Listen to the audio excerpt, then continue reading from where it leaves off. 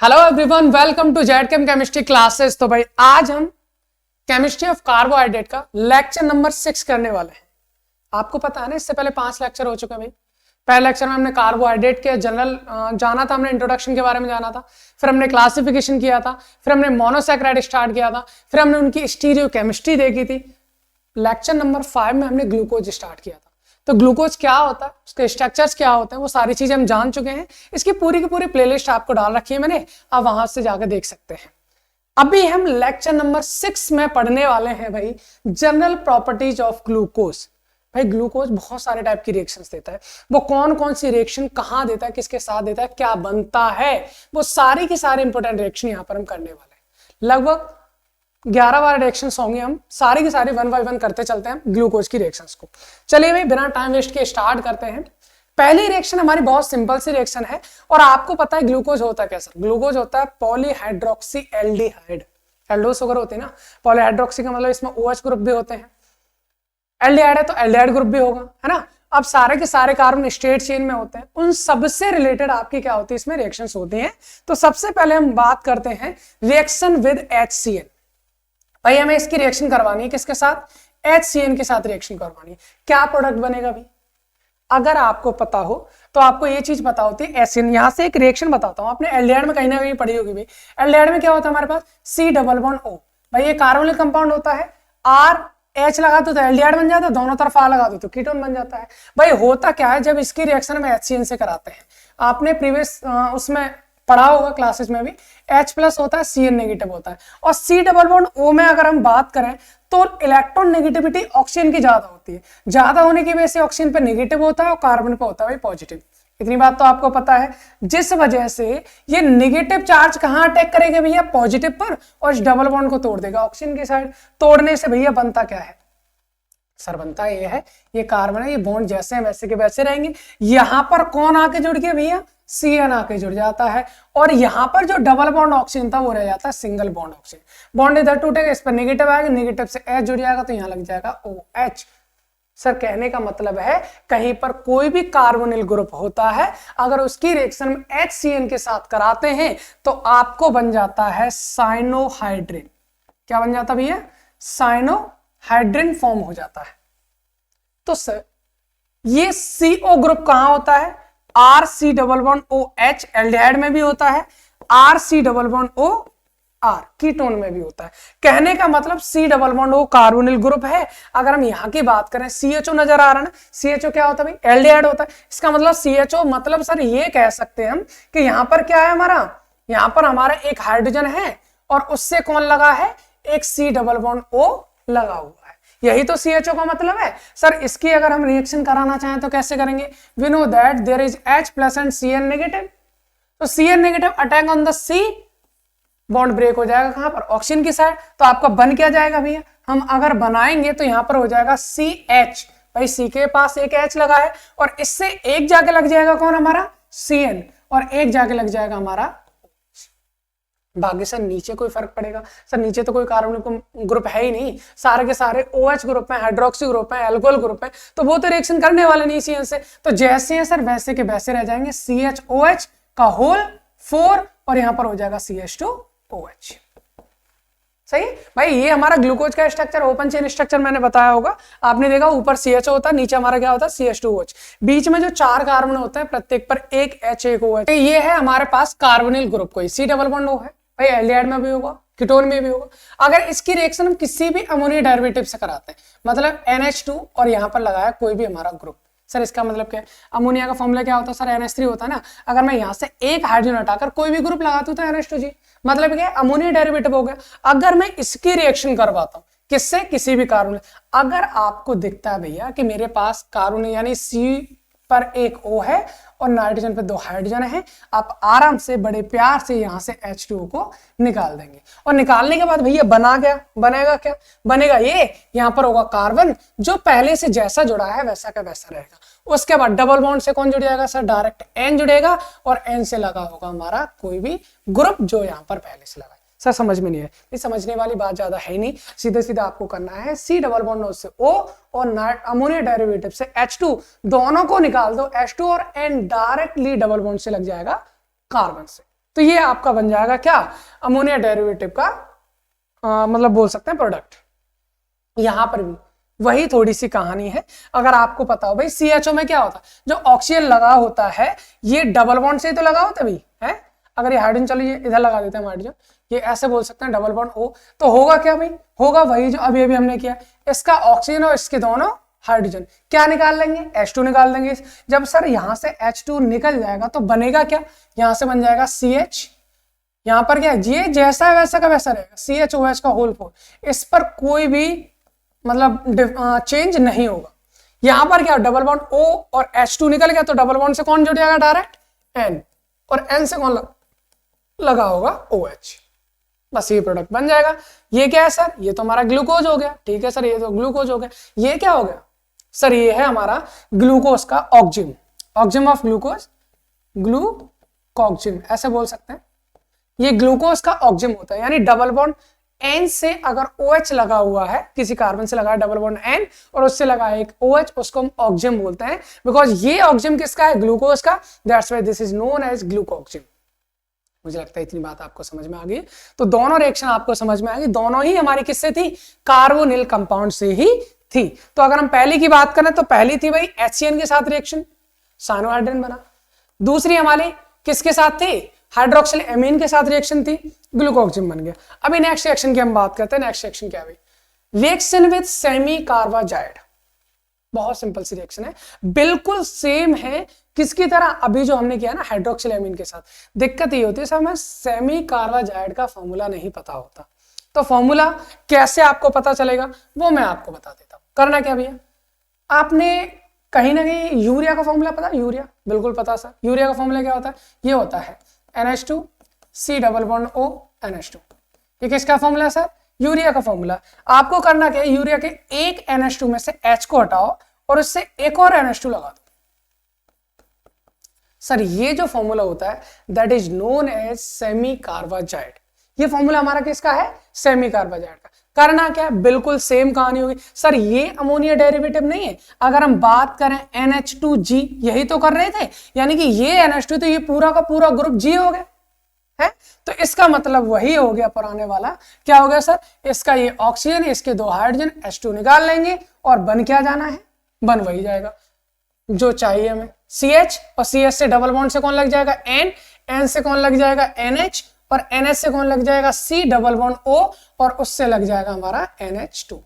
बाकी सर नीचे जैसा है वैसा का वैसा हम यहाँ पर लिख देंगे और हमारा कुछ इस टाइप से बन जाना है, ये बन जाएगा।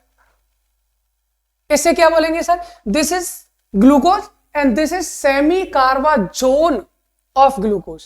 ये क्या है हमारा, हम इसको बोल सकते हैं भैया सेमी कार्बाजोन ऑफ ग्लूकोज। ये हमारे ग्लूकोज का सेमी कार्बाजोन हो गया, ठीक है। जैसे इससे पहले था ना ग्लूकोज का oxime, oxime of glucose, that is semi carbazone of glucose. तो मुझे लगता है ये दोनों रिएक्शन आपको क्या बताते हैं, कार्बोनिल ग्रुप की रिएक्शंस थी। आपको समझ में आ गई होंगी, इसमें कोई प्रॉब्लम होगी नहीं। आगे रिएक्शन की बात करें, रिएक्शन विद फेनिल हाइड्रोजीन।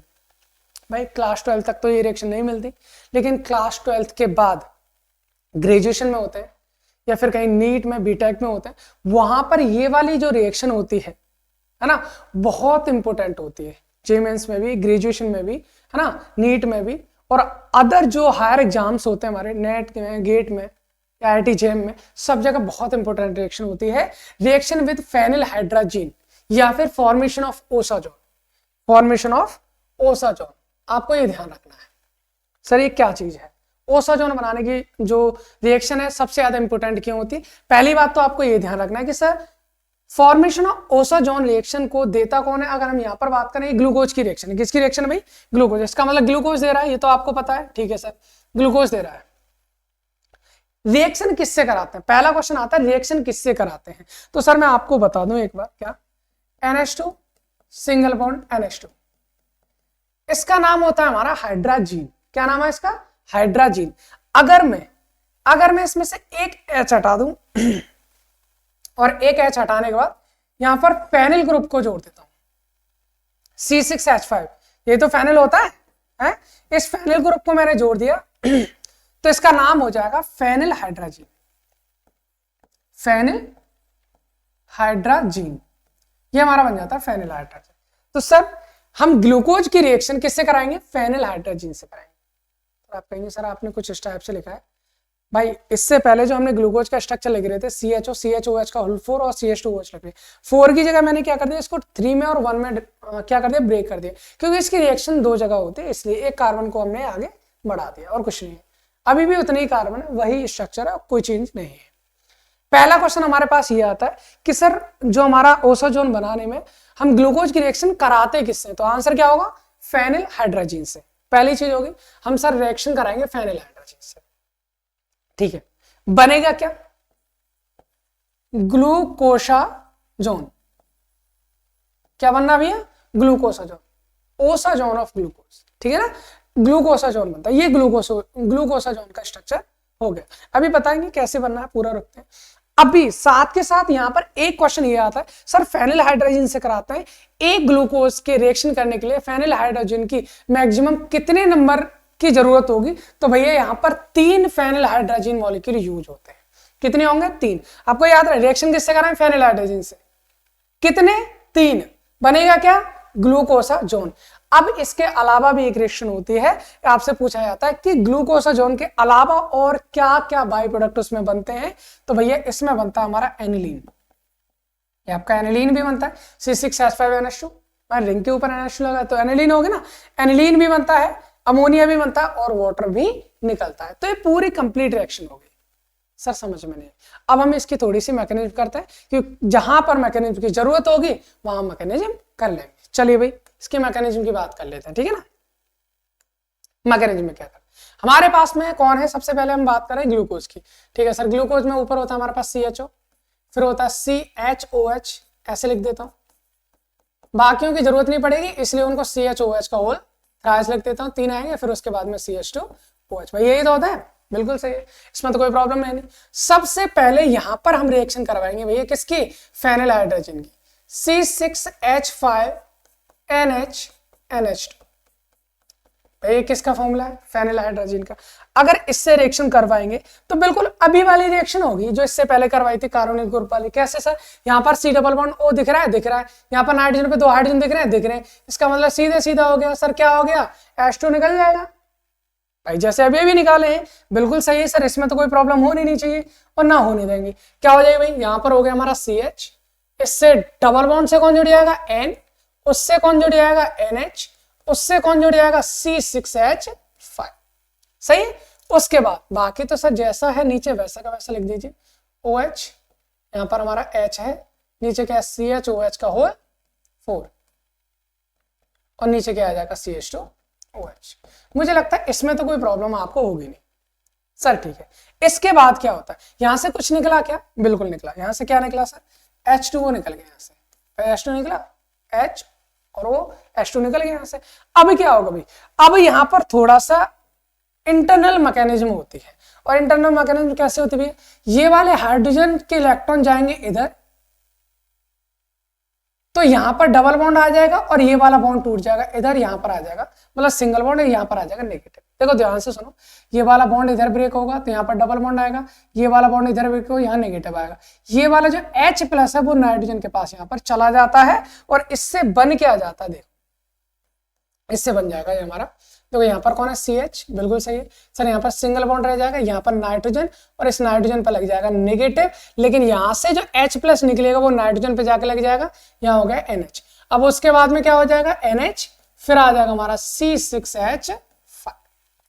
इसके नीचे क्या आ जाएगा? यहाँ पर क्या आ जाएगा? एक बॉन्ड पहले से था, एक और आया तो यहाँ पर क्या आ जाएगा? डबल बॉन्ड, यहाँ पर हो जाएगा N, इस पर क्या है? OH, फिर क्या नीचे? CHOH का होल 4, फिर क्या आ जाएगा? CH2OH। इतना हो गया। इसमें मुझे लगता है कोई समस्या नहीं होनी चाहिए। इसके अलावा क्या होगा भाई? इसके अलावा हमारा यहां पर होता यह है कि वापस से फिर से एक और मैकेनिज्म होती है हमारी, ये वाला बॉन्ड आता है इधर, यहां डबल बॉन्ड बनाएगा, ये वाला बॉन्ड आएगा इधर, यहां डबल बॉन्ड बनाएगा, और ये जो हाइड्रोजन है वो जाके लगना चाहेगा इस वाले नाइट्रोजन से। सर बहुत इंपॉर्टेंट है, यहां पर ध्यान रखना इसको। तो बन क्या आ जाएगा? बनेगा ये हमारा CH, भाई CH यहाँ पर डबल बॉन्ड आ गया, यहाँ आ गया NH, सही है, ओके। उसके बाद क्या यहाँ पर सिंगल बॉन्ड बचेगा, यहाँ C और इससे क्या आ जाएगा डबल बॉन्ड O, और बाकी नीचे क्या है CHOH का होल 4 और नीचे आ जाएगा CH2OH, नीचे आ जाएगा हमारा CH2। सर बना क्या साथ में, यहां से जो साथ में निकलेगा वो कौन निकलेगा C6H5NH, तो यहां पर एक और H मिल गया तो क्या बन जाएगा C6H5NH2, ये बन जाएगा फेनिल हाइड्रोजन। सही है, अभी ये बन गया हमारा एनिलीन निकल गया यहां से, ठीक है ना। अभी इसके बाद और क्या होनी है रिएक्शन, अभी देखो अभी तक हमने कितने बताए थे भैया, इसमें हमने ये कहा था फेनिल हाइड्रोजन के 3 मॉलिक्यूल यूज होते हैं। कितने हो गए भैया अब तक हमारे, अब तक हम बात करें तो एक ही यूज हुआ है ना। अब फिर से हमारा क्या होगा, एक और फेनिल हाइड्रोजन का मॉलिक्यूल आएगा C6H5NH2। आ गया भैया, बिल्कुल आ गया। अब क्या होना सर, इसको दिखाई दे रहा है, बिल्कुल दिखाई दे रहा है। क्या दिखाई दे रहा है, यहां पर 2 हाइड्रोजन और यहां पर एक ऑक्सीजन। क्या निकाल लेगा, फिर से एक और H2 निकालेगा सर, यहां से एक और H2 निकालेगा। एक H2 पहले निकला था, एक H2 यहां निकल गया, एक हमारे पास एनिलीन निकल गया। देखना 2 H2 एक एनिलीन निकल चुकी है। अब यहां से बन क्या जाएगा, बना के देख लेते हैं भाई। यहां से हमारा आ जाएगा CH, ठीक है CH, उससे कौन लगेगा डबल बॉन्ड NH, ठीक है। नीचे आ जाएगा हमारा C डबल बॉन्ड, O निकल जाएगा तो डबल बॉन्ड से कौन जुड़ेगा डायरेक्ट N, और भाई N से कौन लगा है NH, और NH से कौन लगा है C6H5, ये बन गया। बाकी जो नीचे जैसा है वैसा का वैसा रहेगा, CHOH का होल 4 और नीचे आ जाएगा हमारा CH2OH, ठीक है भाई। ओके, अभी नेक्स्ट, अब एक और लास्ट स्टेप है, वहां से हम क्या करते हैं भैया देखिए, फेनिल हाइड्रोजन का एक और लास्ट मॉलिक्यूल आएगा C6H5, फिर NH और फिर आएगा हमारा NH2, ये तो होता है फेनिल हाइड्रोजन। अब होना क्या भैया, अब होना ये है, यहां से हमारा क्या होगा, ये यहां से दोनों H और यहां से बोल सकते हैं H नहीं बोलेंगे, एक मिनट, यहां से NH2 और यहां से H, क्या निकल जाएगा हमारा NH3, यहां से निकल जाएगा भैया NH3, बन क्या जाएगा वो देख लीजिए, बन ही जाएगा हमारा। यहां पर क्या CH, ठीक है, यहां पर हम लिख दिया CH से कौन लगा डबल बॉन्ड, बचेगा कौन N, और उससे N से कौन लग जाएगा ये NH, और NH से कौन लगा है C6H5, ठीक है। फिर सिंगल बॉन्ड, फिर क्या है C double bond N, single bond NH, single bond C6H5, फिर क्या आ जाएगा CHOH का होल 4, फिर क्या आ जाएगा CH2OH, ये बन गया हमारा। सर यही होता है हमारा क्या ग्लूकोक्सा, सॉरी हम बोल सकते हैं क्या osazone,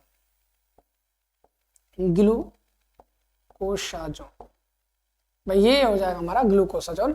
this is the mechanism, ये क्या हमारी मैकेनिज्म है ग्लूकोसाजोन फॉर्मेशन की, ठीक है भाई। एक बार फिर से बता दें, अभी अगर आपको यहां से दिखाना चाहूंगी फेनिल हाइड्रोजन के कितने मॉलिक्यूल यूज हो, 1 2 3, 3 मॉलिक्यूल यूज हो रहा है ना।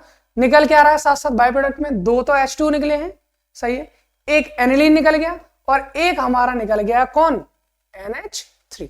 सर 3 हमारी अलग बाई प्रोडक्ट बनते हैं साथ में किसके ग्लूकोसाजोन के। तो मुझे लगता है इतनी बात आपको समझ में आ गई। एक बार फिर से देख लेते हैं भाई, ये हमारा ग्लूकोज है, ग्लूकोज की रिएक्शन फेनिल हाइड्रोजन से कराई तो हमारा ग्लूकोज का फेनिल हाइड्रोजोन बन जाता है। यहां से रीअरेंजमेंट होने की वजह से ये हाइड्रोजन यहां पहुंच जाता है और यहां पर पहुंच जाता है तो हमारा ये बन जाता है, यहाँ डबल बॉन्ड आ जाएगा। फिर ये हाइड्रोजन इसके साथ इंटरेक्ट करता है, वापस से बॉन्ड इधर टूटता है, इधर टूटता है, यहाँ पर आता है C डबल बॉन्ड O भाई। ये हमारे कार्बोनिल ग्रुप वाली रिएक्शन होगी, वापस से यहाँ से H2 निकल जाएगा और ये पूरा का पूरा ग्रुप जुड़ जाएगा, यहाँ से NH3 निकलता है और तीसरा ग्रुप बन जाता है। लास्ट में जाकर हमारा फॉर्मेशन हो जाता है ग्लूकोसाजोन का। मुझे लगता है बहुत इंपॉर्टेंट रिएक्शन थी, आपकी समझ में आई होगी, उम्मीद करता हूं। अगली रिएक्शन को देखते हैं। अगली रिएक्शन है हमारी भाई एसिटाइलेशन, या फिर हम बोल सकते हैं reaction due to hydroxyl group. मतलब क्या है सर, ये वाली रिएक्शन भी बहुत इंपॉर्टेंट है। ये रिएक्शन आपको ये बताती है कि ग्लूकोज में आपके पास 5 OH ग्रुप होते हैं। सर कैसे बताएगी, आपको बताएं, अगर हम बात करें आपसे, कोई ROH है, एल्कोहल है, ठीक है ना, और इसकी रिएक्शन हम किसी एनहाइड्राइड से करा देते हैं, मान लीजिए CH3 C double bond O C double bond O और यहाँ पर है CH3, ठीक है भैया। ओके, यहाँ एल्कोहल की बात करें तो भाई O नेगेटिव H पॉजिटिव होता है, बिल्कुल सही है। ये नेगेटिव क्या करेगा, यहाँ पर अटैक करेगा कार्बन पर, बॉन्ड को ब्रेक कर देगा।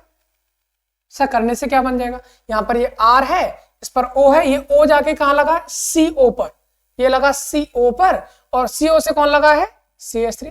बिल्कुल सही है सर। और क्या निकल जाएगा यहाँ से, यहाँ पर प्लस बचेगा हमारा ये CH3, फिर क्या C डबल बॉन्ड O, फिर क्या O, और इस पर नेगेटिव है, नेगेटिव से लग जाएगा H पॉजिटिव, तो ये बन जाएगा C। सर हमें यहाँ फोकस करना है, हमें यहाँ फोकस करना है कि OH ग्रुप कहाँ, ये हमारा बना रहा है क्या, एस्टर, एस्टरिफिकेशन रिएक्शन होगी हमारी, है ना। तो इसमें क्या करना क्या है, यहां से एक काम करना, जब इससे रिएक्शन कराओगे तो यहाँ OH है, H को हटाकर COCH3 लगा देना है भाई, RO में H को हटाकर क्या लगा देना, COCH3। और हमको बहुत ही भली भांति पता है भाई ग्लूकोज में 5 OH ग्रुप हैं, 4 ये रे, 1 ये रे, 5 हैं, तो होगा क्या भैया, ये हो जाएगा यहाँ CHO, ये रिएक्शन नहीं करेगा इस बार। क्यों, क्यों भाई, ये भी कार्बोनिल है, यहाँ पर भी CO ग्रुप है, ये आपस में रिएक्शन नहीं करेंगे, तो यहाँ पर कौन करेगा भाई, OH ग्रुप अटैक करेगा। तो ये OH जो है वो यहाँ अटैक करेंगे, इस पूरे को बाहर कर देंगे, तो हमारा COCH3 जाकर जुड़ जाएगा। सर कितने 5 हैं, तो 5 ही हमारे यूज होंगे, तो यहाँ पर क्या CH, और फिर आ जाएगा CHO, और इससे लग जाएगा C double bond O CH3 का होल 4, और नीचे आ जाएगा CH2, फिर O, और H अड़ के क्या लगाना है आपको, COCH3 लगाना है, तो यहाँ पर लग जाएगा COCH3, ये बन जाता है हमारा। तो कुल मिलाकर 5 OH से हमने H को हटाकर COCH3 लगा दिया, और इससे हम बोलते हैं एसिटाइलेशन, मतलब एसिटिल ग्रुप का जुड़ना, लगना, है ना।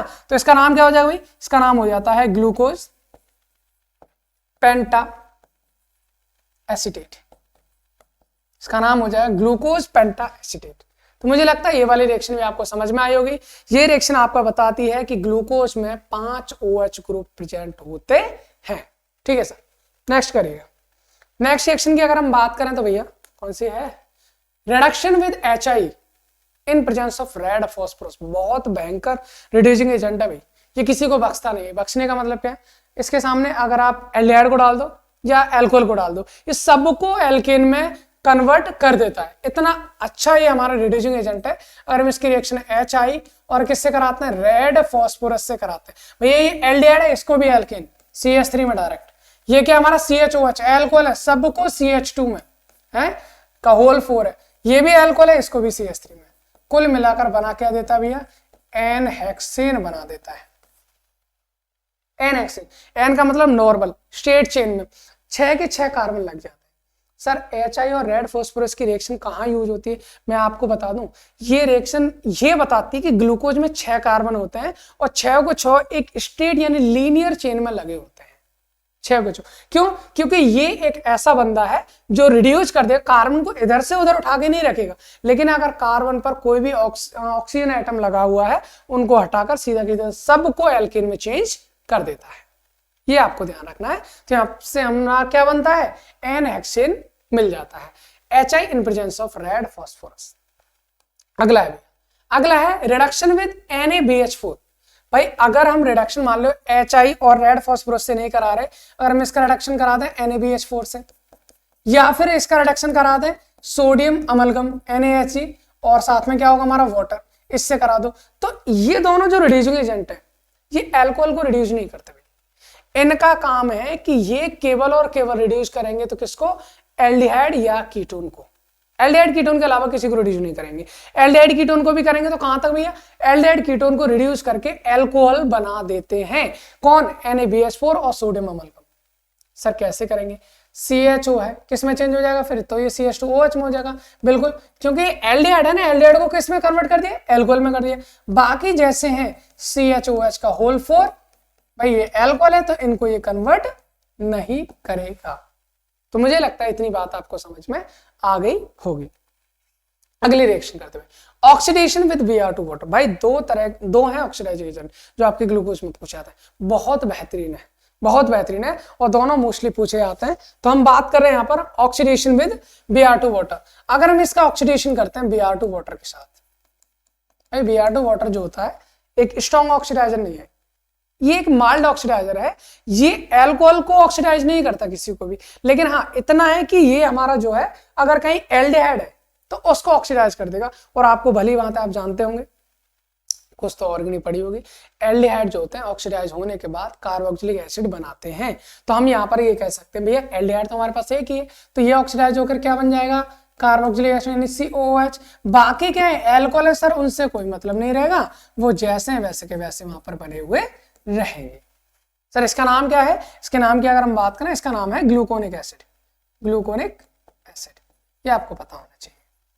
तो जब हम Br2 वाटर के साथ ऑक्सीडाइज कराते हैं, ऑक्सीडेशन कराते हैं ग्लूकोज का, तो आपको ग्लूकोनिक एसिड मिल जाता है।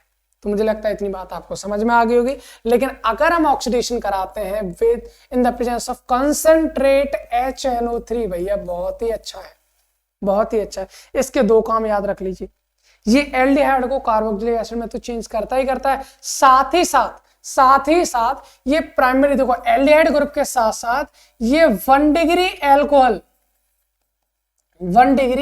एल्कोहल को भी ऑक्सीडाइज कर देता है।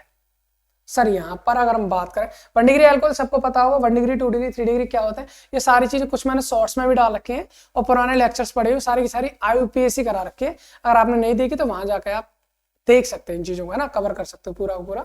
तो यहाँ पर देखिए हम बात करें कंसंट्रेट HNO3, यहाँ पर CH2OH, ये OH उस कार्बन से लगा है जो डायरेक्टली एक कार्बन से लगा होगा, लेकिन बीच में जितने भी कार्बन आते हैं सब दो कार्बन से लगे होते हैं, वो सेकेंडरी होते हैं। तो ये जो 4 OH लगे हुए हैं ये आपके सेकेंडरी एल्कोहल है, जबकि एक ये OH हुआ वो क्या है आपका 1 डिग्री एल्कोहल यानी प्राइमरी एल्कोहल है। इसलिए जो कंसंट्रेट HNO3 है एल्डिहाइड को कहां चेंज कर देगा भैया, कार्बोक्सिलिक एसिड में।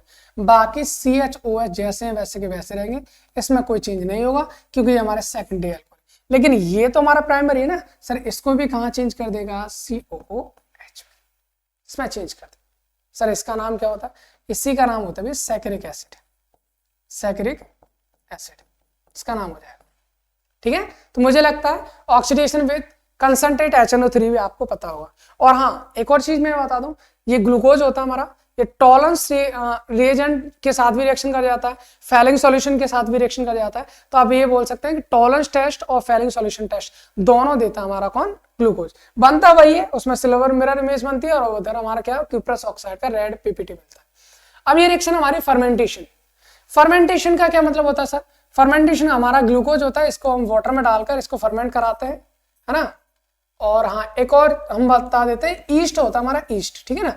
ईस्ट में एक एंजाइम पाया जाता है जिसका नाम होता है जायमेज, जायमेज एंजाइम होता है। और जायमेज एंजाइम क्या करता है, जो हमारा ग्लूकोज होता है उसको फर्मेंट कराता है। जैसे कि हमारी जितनी भी इंडस्ट्री होती है जहां पर हमें अल्कोहल की आवश्यकता होती है, अल्कोहल चाहिए हमें, वहां पर मोस्टली फर्मेंटेशन से ही अल्कोहल बनाया जाता है।